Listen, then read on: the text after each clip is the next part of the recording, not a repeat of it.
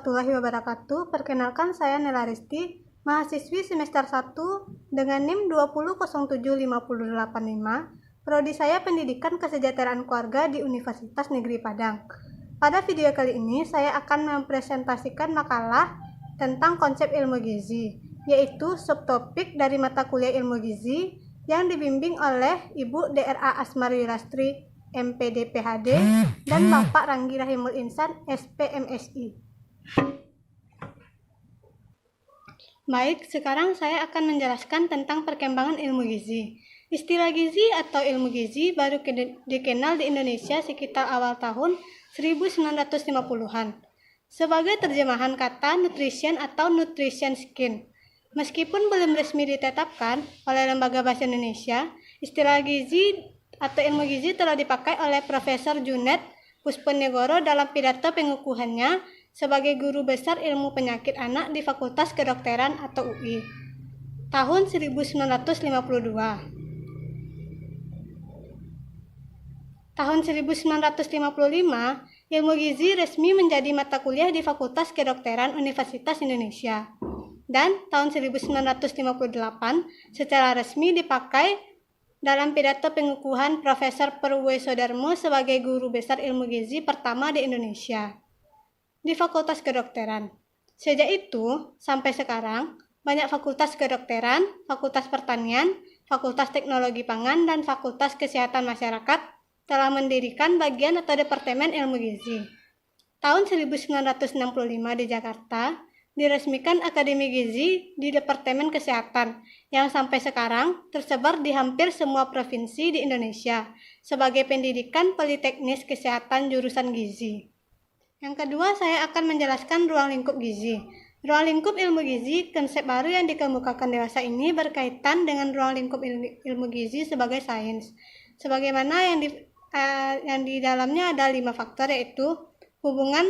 Yang pertama adalah hubungan keturunan dengan gizi, yang kedua adalah hubungan gizi dengan perkembangan otak dan perilaku, yang ketiga adalah hubungan gizi dengan kemampuan bekerja atau produktivitas kerja, yang keempat adalah hubungan gizi dengan daya tahan tubuh, dan yang terakhir adalah faktor gizi yang berperan dalam pencegahan pengobatan terhadap penyakit degeneratif, contohnya jantung, diabetes mellitus, hati, dan kanker. Para ahli gizi membagi zat gizi ke dalam 6 kelompok besar, yaitu 1. Karbohidrat. Karbohidrat terdiri atas unsur karbon, hidrogen, dan oksigen. Bahan-bahan yang banyak mengandung karbohidrat misalnya seperti padi-padian, serealia, jagung, umbi-umbian, dan kacang-kacangan. Yang kedua yaitu lemak. Lemak terdiri dari unsur karbon, hidrogen, dan oksigen, dengan kandungan oksigen lebih kecil daripada yang terdapat dalam karbohidrat. Bahan makanan yang banyak mengandung lemak antara lain ada 2, lemak hewani dan lemak nabati. Lemak hewani yang termasuk diantaranya adalah susu, mentega, keju, dan kuning telur. Yang kedua adalah lemak nabati. Yang termasuk ke dalam lemak nabati adalah minyak kelapa, kacang-kacangan, dan alpukat. Yang ketiga yaitu protein. Protein terdiri atas unsur karbon, hidrogen, oksigen, dan kadang-kadang juga termasuk sulfur, yang tersusun atas bentuk asam-asam amino. Protein dapat ditemukan baik dalam makanan nabati maupun hewani. Dalam protein hewani termasuk diantaranya yaitu daging, ikan, telur, susu, dan keju. Dan di protein nabati termasuk diantaranya kacang-kacangan, tahu, dan tempe. Yang keempat yaitu vitamin. Vitamin merupakan ikatan organik yang membantu berbagai reaksi biokimia dalam tubuh. Sumber vitamin lebih banyak terdapat di dalam sayur-sayuran dan buah-buahan. Sebagaimana dalam vitamin termasuk banyak organik, kalau mineral adalah unsur ikatan anorganik yang memegang peran penting dalam reaksi-reaksi metabolisme sebagai bagian struktural jaringan tubuh seperti tulang. Dan yang terakhir yaitu air. Air berperan sebagai pelarut dan sebagai alat transportasi zat gizi serta sisa-sisa pencernaan dalam metabolisme. Ada 3 sumber air bagi tubuh, yaitu air yang berasal dari makanan yang kita makan, serta air yang berasal dari hasil metabolisme di dalam tubuh. Fungsi air bagi tubuh adalah ada 6. Satu, sebagai pelarut zat gizi. Yang kedua, sebagai fasilitas pertumbuhan. Yang ketiga, sebagai katalis reaksi biologis. Yang keempat, sebagai pelumas. Yang kelima, sebagai pengatur suhu tubuh. Dan yang terakhir adalah sebagai sumber mineral bagi tubuh. Selanjutnya, saya akan membahas tentang istilah-istilah dalam ilmu gizi. Ada 3 istilah dalam ilmu gizi, di antaranya 1. Ilmu gizi atau nutrisi skin. Ilmu gizi adalah ilmu yang mempelajari segala sesuatu tentang makanan dalam hubungannya dengan kesehatan optimal atau tubuh. Yang kedua adalah zat gizi atau nutrien. Zat gizi adalah ikatan kimia yang diperlakukan tubuh untuk melakukan fungsinya. Dan yang ketiga adalah gizi. Gizi adalah suatu proses organisme menggunakan makanan yang dikonsumsi secara normal melalui proses digesti, absorpsi, transportasi, dan penyimpanan metabolisme. Dan pengeluaran zat yang tidak digunakan untuk mempertahankan kehidupan, pertumbuhan, fungsi normal dari organ, serta menghasilkan energi. Selanjutnya, saya akan membahas faktor-faktor yang mempengaruhi gizi. Faktor yang menyebabkan kurang gizi telah diperkenalkan UNICEF dan telah digunakan secara internasional, yang meliputi beberapa tahapan penyebab timbulnya kurang gizi pada anak, baik penyebab langsung, tidak langsung, dan pokok permasalahannya. Yang pertama adalah penyebab langsung. Penyebab langsung yaitu makanan dan penyakit infeksi yang mungkin diderita. Timbulnya gizi kurang bukan saja karena makanan, tetapi juga karena penyakit. Anak yang mendapatkan makanan yang cukup baik tetapi sering diserang diare atau demam, akhirnya dapat menderita gizi kurang. Sebaliknya, anak yang makan tidak cukup baik, maka daya tahan tubuhnya atau imunitas dapat melemah, sehingga mudah diserang penyakit infeksi, kurang nafsu makan, dan akhirnya terkena gizi kurang. Itu yang dipaparkan oleh Sukirman pada tahun 2000. Sehingga di sini terlihat interaksi antara konsumsi makanan yang kurang dan infeksi merupakan dua hal yang saling mempengaruhi, menurut Schaibel dan Kaufman pada tahun 2007. Hubungan antara kurang gizi dengan penyakit infeksi tergantung dari besarnya dampak yang ditimbulkan oleh sejumlah infeksi terhadap status gizi itu sendiri. Beberapa contoh bagaimana infeksi bisa berkontribusi terhadap kurang gizi, seperti infeksi pencernaan dapat menyebabkan diare, HIV atau AIDS, tuberkulosis, dan beberapa penyakit kronis lainnya, yang bisa menyebabkan anemia dan parasit pada usus dan dapat menyebabkan anemia. Penyakit infeksi disebabkan kurangnya sanitasi dan bersih, pelayanan kesehatan dasar dan tidak memadai, dan pola asuh anak yang tidak memadai. Itu dipaparkan oleh Sukirman pada tahun 2000. Penyebab tidak langsung yaitu ketahanan pangan di keluarga, pola pengasuh anak, serta pelayanan kesehatan dan kesehatan lingkungan, rendahnya ketahanan pangan di rumah tangga, pola asuh anak yang tidak memadai, dan kurangnya sanitasi lingkungan serta pelayanan kesehatan yang tidak memadai merupakan faktor yang saling berhubungan.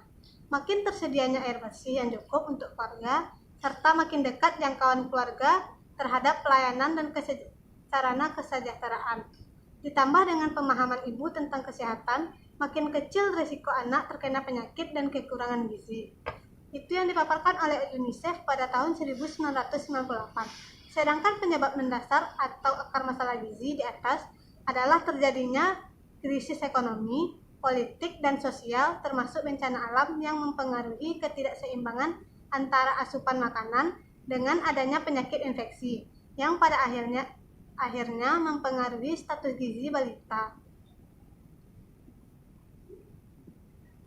Ada pula yang membedakan faktor-faktor yang mempengaruhi status gizi terdiri atas 2.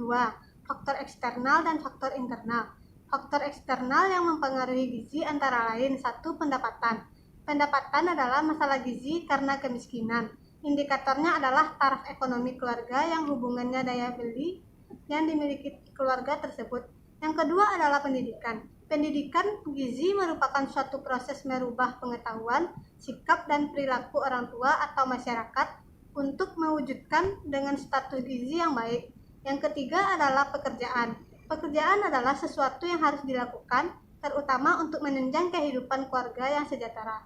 Bekerja umumnya merupakan kegiatan yang menyita waktu. Bekerja bagi ibu-ibu akan mempunyai pengaruh terhadap kehidupan keluarga. Dan yang terakhir adalah budaya. Budaya adalah suatu ciri khas akan mempengaruhi tingkah laku dan kebiasaan manusia. Yang kedua adalah faktor internal.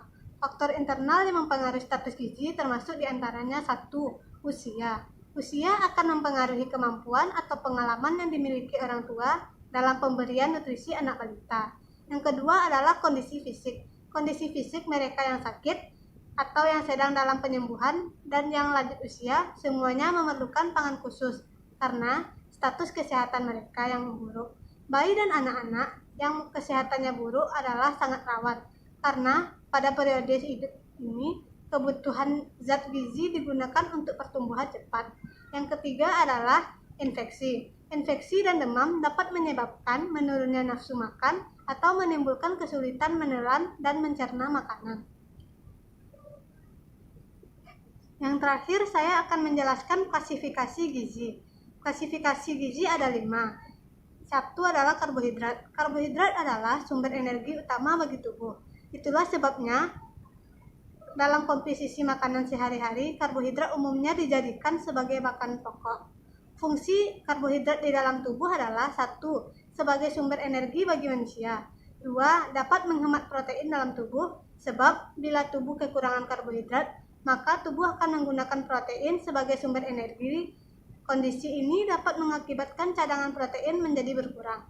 Yang ketiga adalah memperlancar pencernaan, terutama ketika mengkonsumsi karbohidrat kompleks dan jenis serat. Yang keempat adalah mengatur metabolisme lemak dengan mencegah oksidasi lemak yang tidak sempurna. Karbohidrat merupakan senyawa organik yang terdiri atas karbon, hidrogen, dan oksigen. Dalam ilmu gizi, karbohidrat dibedakan menjadi karbohidrat sederhana dan karbohidrat kompleks. Perbedaan ini didasarkan pada bentuk molekulnya. Yang kedua adalah protein. Protein merupakan bahan dasar pembentuk jaringan dan sel tubuh bagi manusia. Molekul protein tersebut terdiri dari rantai polimer yang terbuat dari asam amino dan diikat oleh ikatan peptida. Asam amino terdiri atas asam amino esensial dan asam amino non-esensial. Berbeda dengan asam amino non-esensial, asam amino esensial tidak dapat diproduksi sendiri oleh tubuh, sehingga ketersediaannya di tubuh sangat dipengaruhi oleh pasokan makanan sehari-hari. Contoh makanannya mengandung protein adalah susu, telur, keju, dan ikan. Yang ketiga adalah lemak. Lemak adalah molekul yang tersusun dari unsur-unsur karbon, hidrogen, dan oksigen. Dalam tubuh, lemak berfungsi sebagai sumber energi terbesar, bahkan lebih besar 2,5 kali lebih besar dibanding karbohidrat dan protein. Selanjutnya yaitu vitamin. Vitamin merupakan suatu bentuk gugus organik yang memiliki atom nitrogen, walaupun pada akhirnya diketahui bahwa tidak semua jenis vitamin memiliki atom N. Vitamin adalah senyawa organik berbobot molekul kecil yang dibutuhkan oleh tubuh sebagai nutrisi penting dalam tubuh dan dalam jumlah yang terbatas. Vitamin umumnya merupakan zat yang tidak dapat diproduksi oleh tubuh sehingga ketersediaannya sangat dipengaruhi oleh pasokan dari makanan. Namun, ada juga jenis vitamin yang mampu diproduksi oleh tubuh, seperti vitamin D3 yang berasal dari zat yang terdapat dalam kulit. Dapat diproduksi oleh tubuh dengan bantuan sinar matahari. Selain itu, dikenal juga zat yang dikenal sebagai provitamin, yang banyak terdapat sayur dan buah. Dapat juga diubah oleh tubuh menjadi vitamin A. Yang terakhir yaitu mineral. Mineral adalah zat anorganik yang dibutuhkan oleh tubuh dalam jumlah yang sedikit, namun sangat bermanfaat dalam proses metabolisme tubuh. Berdasarkan tingkat kebutuhannya, mineral dapat dibagi atas mineral makro dan mineral mikro. Mineral makro adalah mineral yang dibutuhkan oleh tubuh dengan kadar lebih dari 100 mg per hari. Sedangkan mineral mikro adalah jenis mineral yang dibutuhkan oleh tubuh dengan kadar kurang dari 100 mg per hari.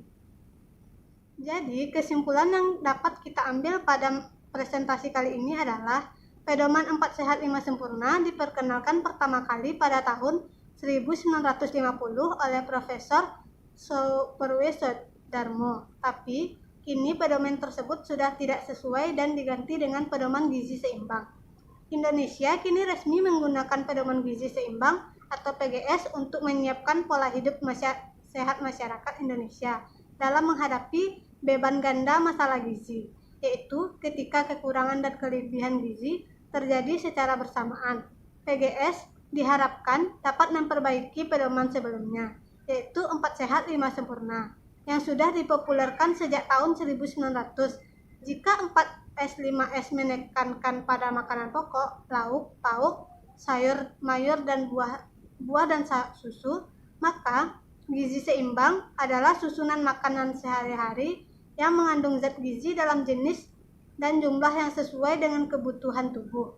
Menurut prinsip gizi seimbang, kebutuhan jumlah gizi disesuaikan dengan golongan usia, jenis kelamin, kesehatan, serta aktivitas fisik. Baik, sekian presentasi dari saya. Bila ada kata yang salah, mohon dimaafkan. Assalamualaikum warahmatullahi wabarakatuh.